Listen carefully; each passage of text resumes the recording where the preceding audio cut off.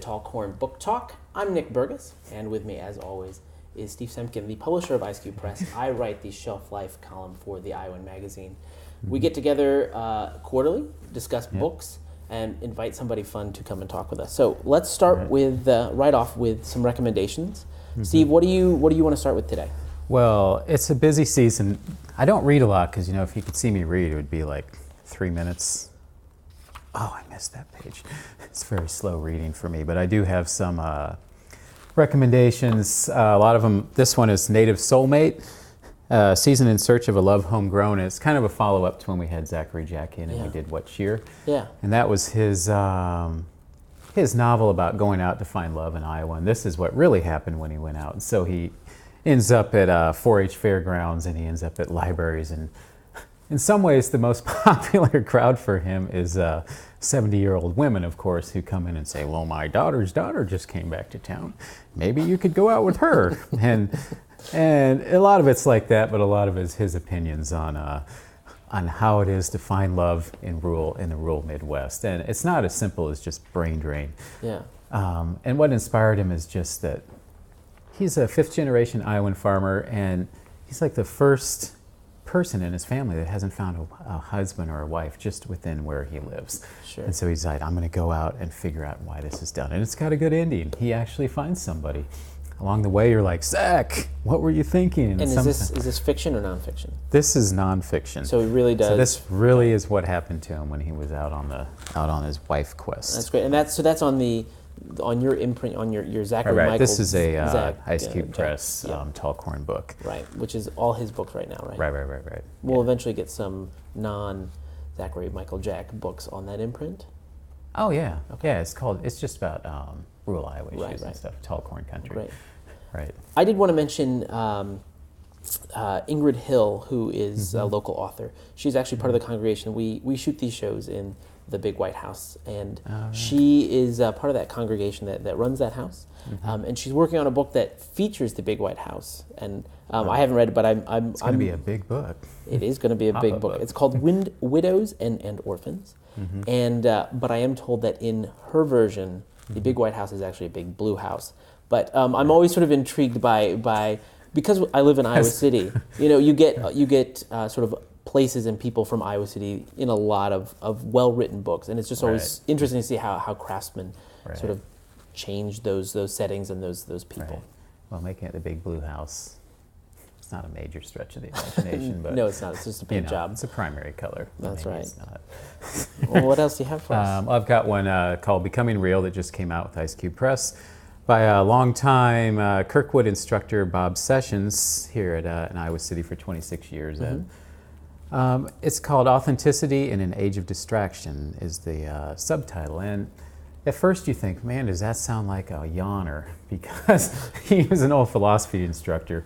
But the cool thing about the book is that he purposely takes experiences in his own life and just tries to examine why it's so hard these days with computers taking over and internet and Twitter, and just to step back and kind of re-examine what we can do to not lose ourselves along the way. And he takes into account philosophy. So in some ways you're reading it going, wow, I'm learning about philosophy, but I'm learning about his camping trips, and I'm also learning about experiences of him raising children. And he has a section on nature and also one on calling, which the idea of calling is really pretty interesting. It doesn't have to be a religious thing so much. It's just everyone seems to have a gift, and it's important to stay with that and understand what that is. And so he examines issues like that. And he has been in Iowa City for a long time, and his wife is Lori Erickson, who a lot of people know for her children's books and other travel books that she's done. She also writes for the Iowan. And she writes for the Iowan magazine. She does. Great magazine. All the authors are brilliant. People that write for that. I also want to mention, this will tie in a little bit later. I went back and reread a little bit of Truman Capote's In Cold Blood, which when we get into Brother's Blood, lots of blood, later, we'll really tie into that. It's a phenomenal book, and it's one of the first pieces of nonfiction that I really sank my teeth into and really enjoyed. Right, yeah, that one's nonfiction. I've just got a couple more I'll just squeeze in real quick. I think we talked about Train to Nowhere before, but this is one by Ice Cube Press, and this has been on Iowa Public Television as a documentary, and it's the reason I mention it now is it's going to be replayed again this month and in the next 6 weeks. And so if you watch that documentary and you're like, I want to know just a little bit more, or want to know who she interviewed or a little bit more, here you go, you can find out more. There's also a giant version of that book on Clinton Street in Iowa City. You can go read the first paragraph in like 6-foot letters. It's so big, it's part of the City of Literature bookmark program. Okay. So I just thought I'd throw that out real quick, and you can get that anywhere. And then I noticed you mentioned it when I first came in. You have a picture book with you? I love picture books. And, well, I did this one this year. It's a picture book by a lady in Sioux City, Iowa, and an artist in Dubuque, Iowa. Mm-hmm. And it's kind of cool to do picture books. It surprises me. There's not that many words, but the author's just like, I don't know, should I make it that word or not? And I thought, boy, people that write long works of fiction, if they spent that much time on every single word, they'd never be done. They'd be sitting there typing, wait, I gotta change. They'd never get done. But it's got a lot of cool color pictures in it, and it's vibrant, and you've got a kid who wants to fulfill his dreams, and it's a good combination of it's part of the process. It's Jim Davis runs this Iowa writing project at Cedar Falls, and so Jeanette does a lot of work with that on education and counting and sound words. So in reality, there is a lot more going on in here than a lot of us put together, and that's called The Juggler with Jeanette Hopkins and Stormy Mokel. Great. And it's available in bookstores now. Well, cool. What else do you have for us? I think that's about it. All right. Yeah. Well, let's introduce Scott, and we're going to talk about his book, which is Brother's Blood, which is a true story, sort of as we said, in the vein of In Cold Blood. Right. Scott's going to take us through this 3-decade-old true crime nonfiction book about joyous story about family killing. Right. It's a brave story for someone to tell, I believe. Well, we're really happy to have Scott Cawleti, which I think I got right, maybe. We'll see, with us today to talk about his new book, which is Brother's Blood, a Heartland Cain and Abel. Scott, why don't you give us sort of a little bit about what is the book about? Well, in 1975, Jerry Mark, who I graduated from high school with Jerry Mark, 1961 I graduated, he graduated in 60. And in 1975, he rode back from Berkeley, California on his Honda 450 motorcycle, not a big bike, and killed his brother, his brother's wife, and their 2 children. The girl was 5, Julie was 5, and Jeff was just 21 months, in their beds. This was Halloween night, 1975. Jerry was an all-American boy, a lawyer, a Peace Corps volunteer, a 4-H leader, and one of those all-around guys that you think is going to be a massive success in the world. He graduated vice president of his senior class. And so we were all floored when he was arrested for the crime 10 days after it occurred. And it absolutely seemed crazy to me that he could be arrested for it, or that he would do it, of course. And then the more the evidence began leaking out, the more most of us realized, well, something was going on there. And in 1976, he was convicted of the 4 crimes and has been in Fort Madison ever since. So it was just one of those crimes that stirred everybody because, first of all, it was a terrible crime for innocent people. Kidding. And second, it was done by somebody who was one of us. It wasn't the drifters of the Clutter family in Kansas. This was one of our own who was destined for greatness, and instead he turned to the dark side and he became a monstrous killer. Not exactly a serial killer, but a family killer. That's why Cain and Abel is appropriate. Right. Totally. I want to talk a little bit about sort of your process of going through and researching and writing this, because what you've tried to do is reconstruct the event. It's not a news report. It's a reconstruction of from the time before he even sort of premeditates this. And drives out. Yeah, I discovered in 2006 that there was still a lot of controversy about whether he was guilty or not. Yeah, Judge O'Brien of the 8th Federal District Court said he should get a new trial or be set free, and that propelled me back into the story. I wasn't actually going to do much with it, but I realized it was hot, it was live, it was a real story still. So that's when I began pulling out all the research I had done in 1980 When right after his first appeal, he was declaring himself innocent and threatened to kill himself by jumping over the walls of the penitentiary in Fort Madison. And he said they're going to have to shoot me because I'm an innocent man. It's civil disobedience. I have no business in prison. I was framed, etc. So at that point, I began my research in 1980. It took a lot of notes when I interviewed him in prison. I insisted on his innocence, that he should have taken the stand to tell his story. Then I interviewed his mother, who also said he was innocent, and it's terrible injustice, a miscarriage of justice. David Dutton. I interviewed all these people and kept notes and transcripts. And then I collected the trial transcripts and the police interviews. I had a pile of stuff in boxes all around my study. And they just sat there for a long time through 2 moves. And then in 2006, I began thinking, this story needs to be told. It's really still there. And I began pouring through the material. And I started writing it as a novel because I didn't want to worry about taking real people and putting words in their mouths. I think there's something very iffy about that. So I wrote it as a novel, a 4-part novel. I think you read parts of it. Some of it. Yeah. And it didn't work. It was kind of interesting to write because I could let my imagination go. But people would see through that, too. They said, well, so where's Jerry in this and what's real? They wanted to know what's real and what's not real.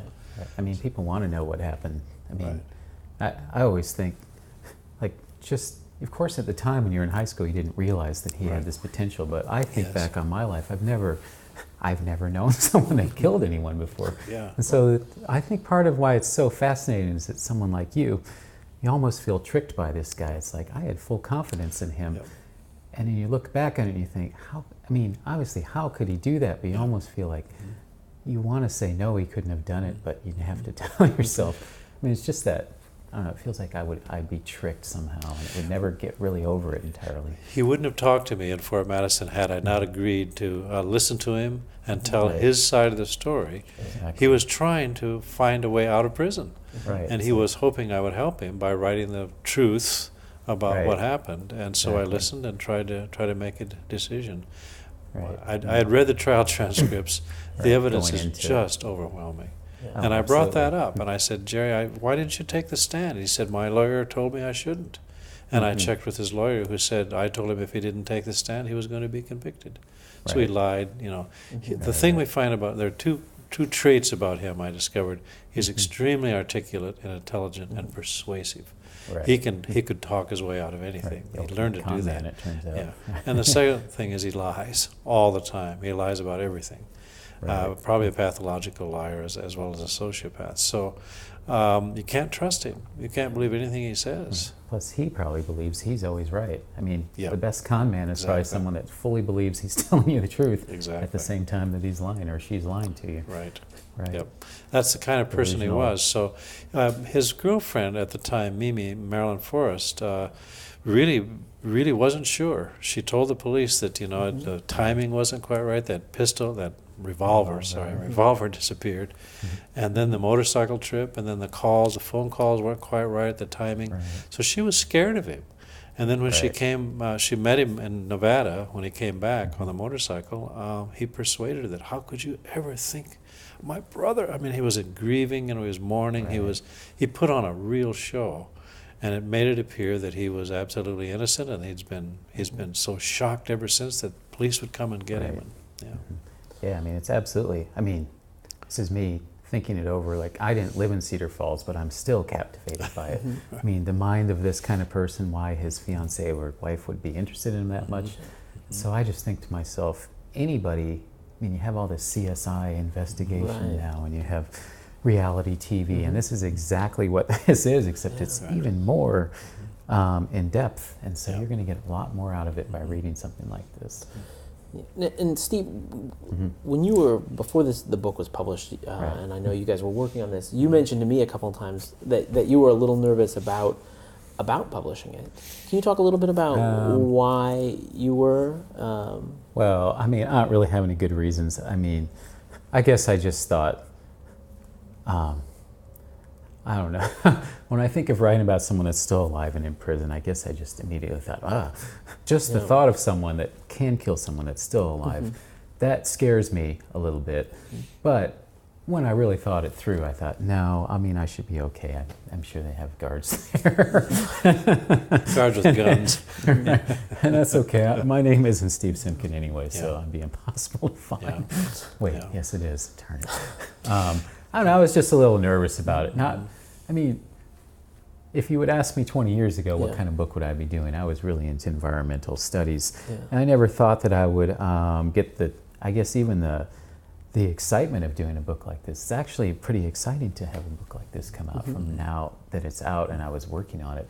Reading it, I've probably read the book, probably not as many times as Scott has, obviously. There's some people that have read it along the ways, but I've read it like 4 or 5 times now.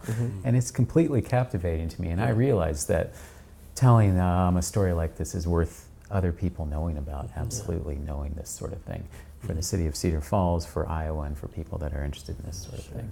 So I overcame my fears. And I was happy that the book provides a wider context because, well, thanks for publishing it, first of all. You're welcome. But also David Dutton, thanks to David Dutton, the prosecutor, became the special prosecutor for this case and focused on it for 6 months.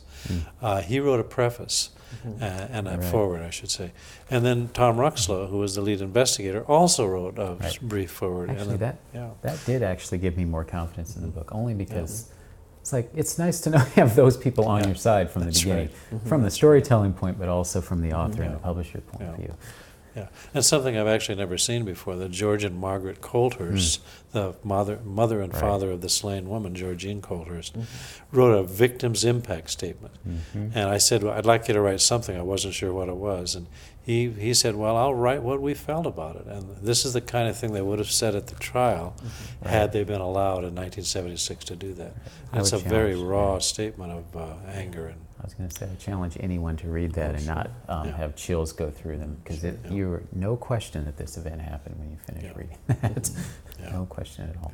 Did you ever have misgivings about writing it and researching it? Oh, for sure. First of all, I didn't continue with it because he was going through appeal after appeal after appeal, 4 or 5 appeals, and these appeals were a big deal. I mean, he took them before federal courts, and the judges looked it all over and said no. Then I thought, well, maybe I could write. Then another one was gearing up. There'd be some more, maybe DNA evidence, neutron activation analysis, which analyzed the lead, was disallowed. So there was always some little technicality that was kept coming up. And had the book come out before this last appeal, there would have been reason for him to say, wait a minute, there's a book on there. I can't get a fair shake now. People read the book and they think I'm guilty. That's true. So that was a problem. These books affect real people because they're out there living. The older brother, Dick, is still alive. The lawyer who was disbarred for the IBM at the end is still alive, Bill Sindlinger, the family lawyer. So it affects people to read this. Their names are in there. And they're, I guess, there's a lot of, I mean, that's why when we first got him, I said, I think it's a really brave story to tell on your part. I mean, I don't know if I would have the nerve to do it, only because for the reasons you just said. I mean, I feel like it has to be told, and someone has to do it, and I'm just glad that you were the one to do it. Yeah, I'm the messenger. I didn't. Right. I mean, I realize they do shoot messengers. You're telling the story of what those people did. It's public knowledge. That's right. It's not like you're making it up. But still, you become sort of the rallying point. Well, an important feature of the book, there are 2 things we did to kind of mollify this issue, or to make this issue a little less hot. I found a lawyer in Cedar Rapids, Glenn Johnson, who read the book and then wrote a disclaimer. He said, these are the kinds of things you should have, and the disclaimer's in the book twice. Right. And that's good. And then there's a sources section. If you wonder how much I made up, half the book is sources. The trial transcripts, the newspaper stories, the interviews. And so you can read that and say, well, that's there. Right? That you cannot deny that's the reality. And the stuff that I made up is in the first part. I think it's a stretch to even say you made it up, personally. I mean, I think that if you read the sources, and I mean, I think that's how everyone tells a story to a certain extent. I think that's right. I don't believe, people are getting the story of what happened, in my opinion. I mean, I know we were going to talk about fiction, nonfiction, and whatnot. See, maybe you can ask that question. I think that's great. I mean, this is labeled as nonfiction. Absolutely. Or, yes, as nonfiction. And yet you do delve into sort of dreams, which clearly that's not in the court record. These conversations around a dinner table, which many of the participants are dead, or wouldn't talk to you. Right. more aren't record of. How did you go about, and where is that line between fiction and nonfiction for you? Well, it's very gray. I realized they had a conversation at the dinner table. This was Dorothy from her interview.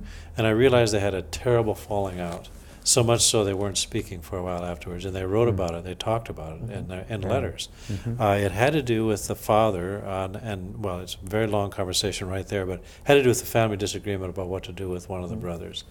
And Jerry was furious at his father for a variety of reasons, which are all in the book. Right. And he said, "Old man, when you die, I'll come back here and piss on your grave."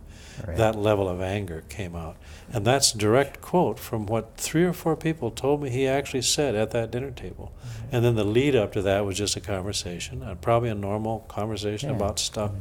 So, this is kind of what happened, maybe not directly, but then I would defy anybody who was there to do it much better. Yeah. I mean you can't really recall things very clearly. Memory is a very slippery thing in our heads, right?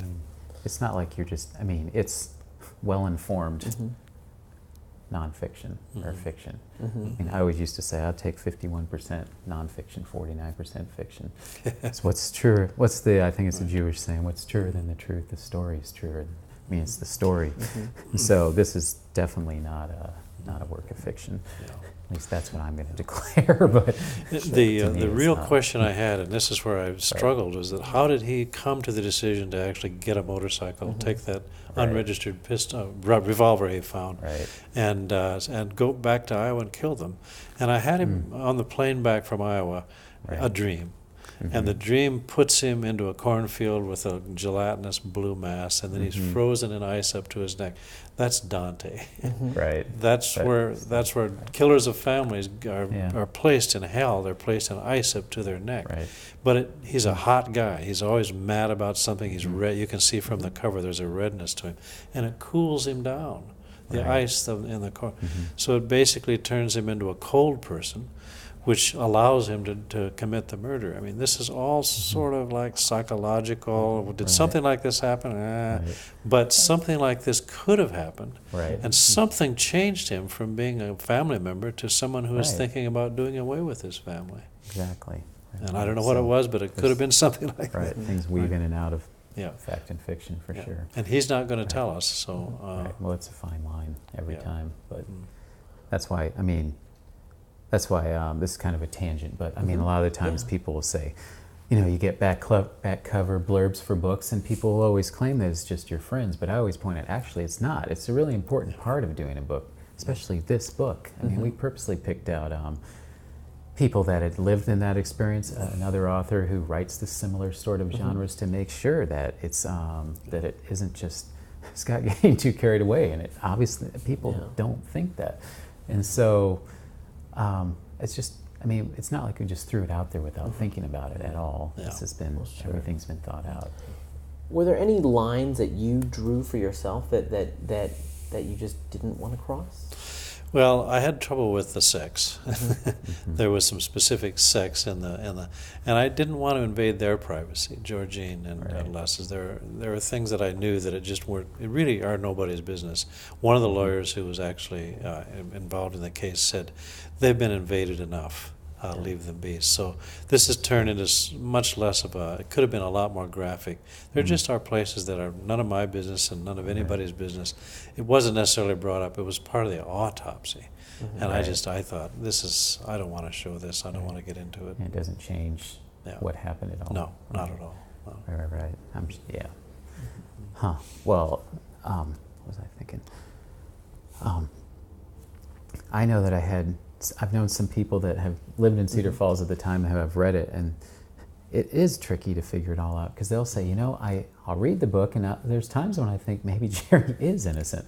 But when you're done, you realize there's no way. You put everything together, just if you put it together as a whole. But maybe if you pick each little individual thing, you can maybe debate one thing or another. But it's fascinating, the string of there are always evidence. Discrepancies in a trial. There's technical problems, and then there's issues with eyewitnesses who are sort of like, well, if you saw him, how could he have done the murder? Which is true. That's true. And there were some issues with DNA and blood type testing. but not enough to outweigh Absolutely the not. huge evidence. This is what the Right. three-judge panel who heard George O'Brien's case Right. said. He said there are discrepancies, but during a trial, the big evidence is still Right. going to be presented, and it can't be refuted. Right. If he had been able to refute it, he might have had a chance, but there was no refutation. So many coincidences, because I know when I read it the first time, it was the phone calls, but it turns out they saved the, they call Phone it records, the cards, collect computer calls, cards, right? And those were going to be destroyed shortly after. Apparently, they found them just in time, and you can just plot. Yeah. It's like you can't say you're over here when the phone calls keep getting closer to where you say you're not going. And And then buying those odd 38 long Colt cartridges and Right. signing for them, Exactly, Social with- Security number, and that pistol fired 30. Right. Hardly any other pistol 38 would fire those Exactly. cartridges. They're and the guy very remembered odd him caliber. because he bought him from a guy who was from Iowa. I mean, just Right. things like that. Yeah. They wouldn't forget. It wouldn't just be, oh, I kind of remember that guy. So Yeah. no, we had a Yeah. conversation about Iowa when you were buying this. He was stuff. from Waterloo. Right. And so everything is just lined up just like that. Yeah, it's really interesting to sort of see how all those coincidences sort of build up into a larger Right. larger case. Mm-hmm. One thing that strikes me about a lot of nonfiction is that it's written by people from outside of that community. Yeah. Right. It's somebody going and I'm going to go write a book about orchid thieves or Right. whatever it is. Yeah, you're not an outsider. No. What not kind of true. response? How did that change how you had to approach it, and how did that change the response that you were privy to? Well, I've lived in Cedar Falls all my life. I'm a native, just like Jerry, and it gives me a kind of in a way. I think it's an advantage because I understand the community. I certainly understand and experienced the shock. There's a double shock, the shock of the murders, Right. and then the shock of the arrest. The conviction was a bit of a shock too, I must say. So I'm part of the scene in a way, and I think that's an advantage. Had an outsider come in, I think there wouldn't have been much empathy for, well, it's a small town, it's just a place where people were shocked, big deal. Right. Well, it was visceral. This is a visceral case. And Absolutely. every time I've talked on it, big crowds show up because they have the same gut reaction. This is Right. this whole crime and the arrest and conviction was a punch in the gut to this town. Yeah. Right. It's almost a comment on how could we raise someone like this? I mean, And I It's like- I wondered that myself. right. I mean, you don't People do it on like this are purpose, not but- supposed to come from these little Edens on the prairie, Right. you know. Sure. Exactly. Yeah. I know. People are really interested in it. It's obvious so far. It's only been out a couple weeks now, and it's flowing off the shelves Yeah. really fast. And where can people go to get a copy? If they want? Anywhere. Cedar Falls especially, and And then there's various other signings here and there the rest around of it. your- And Amazon, I believe, and Kindle. Amazon and Barnes & Noble and Kindle. Kindles, by the time you see this, we'll have e-readers for it, e-books for it. I know. You're right. Good thing you didn't watch me 2 shows ago, but I've been convinced. and Prairie Lights in Iowa City, just all throughout. Great. It's just, it's like all the books. It's got ISBN number. It's available everywhere you go and ask. And you can check it out on the Ice Cube Press website and order right there with your credit card as well. All right. Well, fantastic. Thank you so much for coming down and joining Thank you, us, Scott. Alex. It was fun. Thank you guys for watching, fun. and join us in another few months and for the Tall Corn Book Talk. Till Thanks next for joining time, us, guys. keep your pages turning and your bookmarks well placed. Thanks, guys.